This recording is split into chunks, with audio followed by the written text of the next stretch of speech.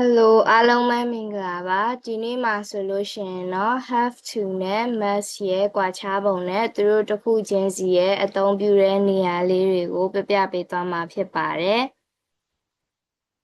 အခုကတော့ဒီမှာဆိုလို့ရှိရင်ဒီအင်္ဂလိပ်စာတွေဗီဒီယိုတွေတင်တဲ့ page ကကြတော့မလောက်တာကြပြီဖြစ်တဲ့အတွက်ကြောင့်မို့လို့အခုကတော့အင်္ဂလိပ်စာပြန်တင်ပေးတာဖြစ်ပါတယ်အဲတော့ YouTube ကတော့2ကောင့်ရှိပါတယ်ဒီမှာဆိုရင်ဂျာမန်စာရောအင်္ဂလိပ်စာရောတင်တဲ့အကောင့်အဟောင်းပေါ့နော်2022ကတင်တဲ့အကောင့်ရဲ့အခုဒီ2023ကစပြီးတော့မှ YouTube ရော Facebook ရောမှာဂျာမန်စာတင်တဲ့ Deutsch mit TS အကောင့်လည်းရှိပါတယ် vlog ကကြတော့ TikTok မှာဒီအကောင့်လေးဖြစ်ပြီးတော့မှဒီစာတွေကိုဆိုလို့ရှိရင်ဒီအထက်ကဒီ file တွေကိုကြည့်ဖို့အတွက်ဆိုလို့ရှိရင် Telegram channel လေးလည်းထုတ်လုပ်ထားပါတယ်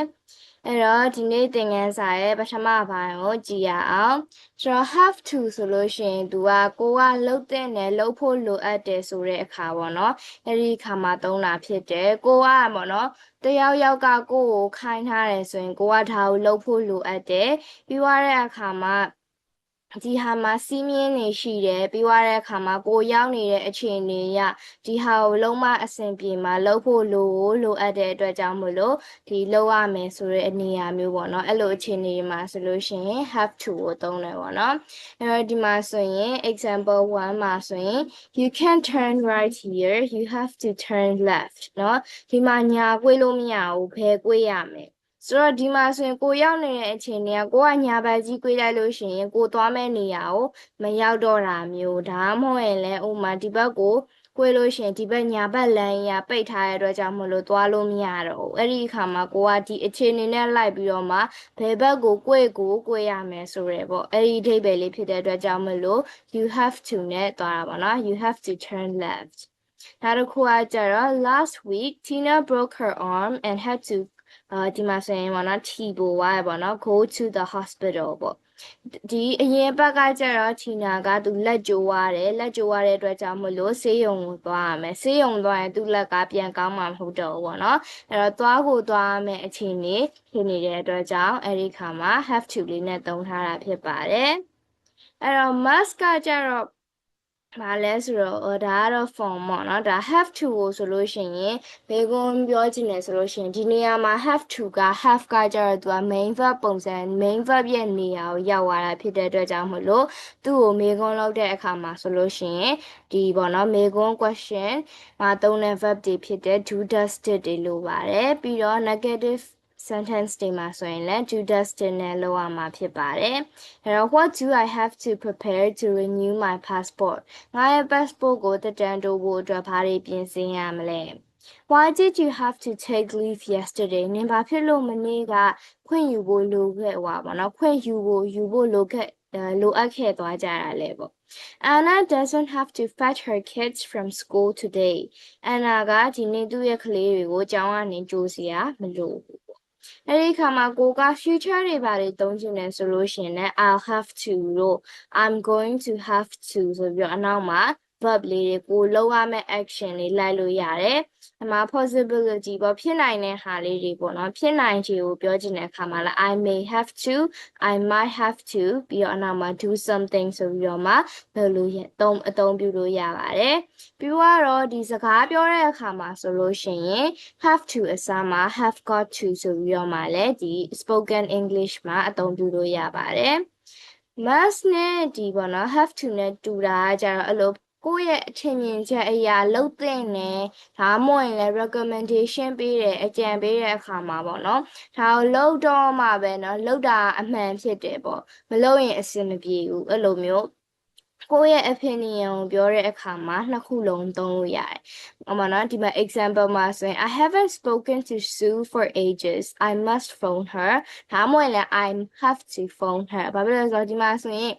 Sue နဲ့ပေါ့နော်သူနဲ့စကားပြောတာတော်တော်ကြာပြီစကားမပြောရတာတော်တော်ကြာပြီဆိုပြောမှပဲပြောအဲ့ဒီသူနဲ့သူ့ကိုဖုန်းဆက်ပြီးတော့စကားပြောမှဒီဖြစ်တဲ့ကိစ္စကိုယ့်ရဲ့ထင်မြင်ချက်အရာဖြစ်တဲ့နဲ့နော်ဒီမှာဆိုလို့ရှိရင်အဲ့ဒီအတွက်ကြောင့်မလို့ must you have to ရော သုံးလို့ရတယ်ဒါမှမဟုတ်လည်းအမှဒီနေရာတွေပေါ့နော်ဒီ public နေရာတွေမှာကတ်ထားတဲ့စာသားတွေနဲ့ rule တွေအဲ့ဒါမျိုးတွေဆိုလို့ရှိရင်လည်း must ကိုသုံးတယ်ပြီးသွားတဲ့အခါမှာကိုကနေပြီးတော့ကိုကိုသူများကဒီလို rule ပေးတာမဟုတ်ဘူးပေါ့နော်ကိုခိုင်းလိုက်တာကိုကလုံးမရတော့မယ်သူများကကိုကိုခိုင်းထားတယ်ဆိုရင် have to နဲ့သုံးတယ်ပေါ့ပြီးရင်အချင်းမြင်နေဆိုရင်တော့နှစ်မျိုးလုံးနဲ့သုံးလို့ရတယ်ဒါပေမဲ့ကိုကနေပြီးတော့မှသူများကိုခိုင်းလိုက်တယ်နင်ထားလုံးမရမယ်လုပ်ဖို့လုပ်ရမယ်ကိုကနေပြီးတော့ rule ပေးတယ်အဲ့လိုမျိုးဆိုလို့ရှိရင်သူက must နဲ့သုံးရတယ်ဒီမှာဆိုရင်ဒီစာသားလေးဆိုလို့ရှိရင်ဒီ